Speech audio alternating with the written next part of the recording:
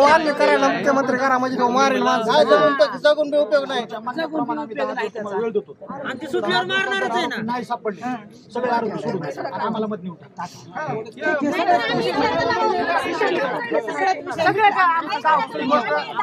महाजनचं काय झालं ते सांगा ते सगळ्याचा रोष फक्त माणसावर. त्यांच्या बाबतीतली काय कारवाई झाली? पाटील बी आहे, पाटील बी.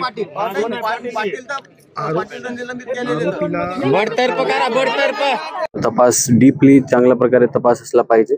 आरोपीचा इन्व्हॉल्वमेंट कुठे कुठे आहे त्याच्या बाबतीत तपास झाला पाहिजे.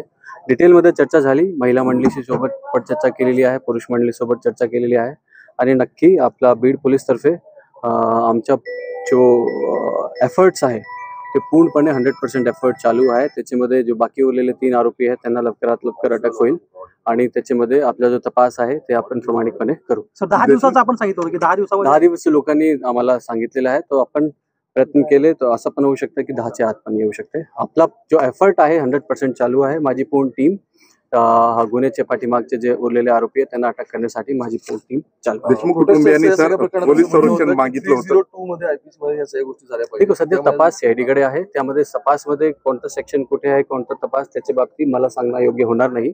पण आमचा जो आहे मेन टार्गेट बीड पोलीसचे आहे. बाकीचे उरलेले 3 आरोपी सर पोलीस संरक्षण मागितलं होतं देशमुख कुटुंबियांनी, त्यांना कधी मिळणार आहे आणि काय? आपण प्रोटेक्शन ऑलरेडी दिलेलं आहे त्यांना. आता गावच्या लेवलवर RCP तिथे आहे 24/7 आणि त्यांना व्यक्तिगत प्रोटेक्शन आपण दिलेलं आहे. SIT नेमण्याची मागणी जी आहे, SITचा सुद्धा शासनाने GR काढलेला आहे. ते बसवराज तेली सर आहे, ते IPS ऑफिसर आहे DIG रँकचे.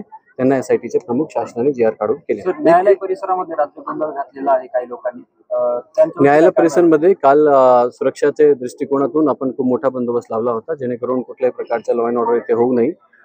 तो आपल्या पोलिसांचा भाग आहे आणि आपल्या पोलिसांनी चांगलं काम करून पूर्ण न्यायालयांची प्रोसिजर चांगल्या प्रकारे हिंदी में सवाल है कि प्रोटेस्टर्स का एग्जैक्टली क्या कहना था और अभी जो उनकी डिमांड है वो क्या पुलिस प्रशासन पूरा करता है? प्रोटेस्टर्स का बेसिकली जो अभी प्रोटेस्टर्स का ये कहना था कि इसमें इन्वेस्टिगेशन में जो बचे हुए आरोपी हैं वो जल्दी से जल्दी अरेस्ट हो जाएं. उसके बाद आरोपियों का 302 बेसिकली मर्डर में कितना इन्वॉल्वमेंट है उनको इधर से उधर केस में ट्रांसफर किया जाए. तो इसके लिए हमने उनको क्लैरिफाई किया कि जो इन्वेस्टिगेशन है, जो मर्डर में क्या होना है वो सब इन्वेस्टिगेशन अभी CID के पास है. बीड पुलिस की तरफ से जो बचे हुए 3 आरोपी हैं जिसको हमें अरेस्ट करना है उसके लिए हमारा पूरा 100% काम चालू है और इसमें आपको हमारा रिजल्ट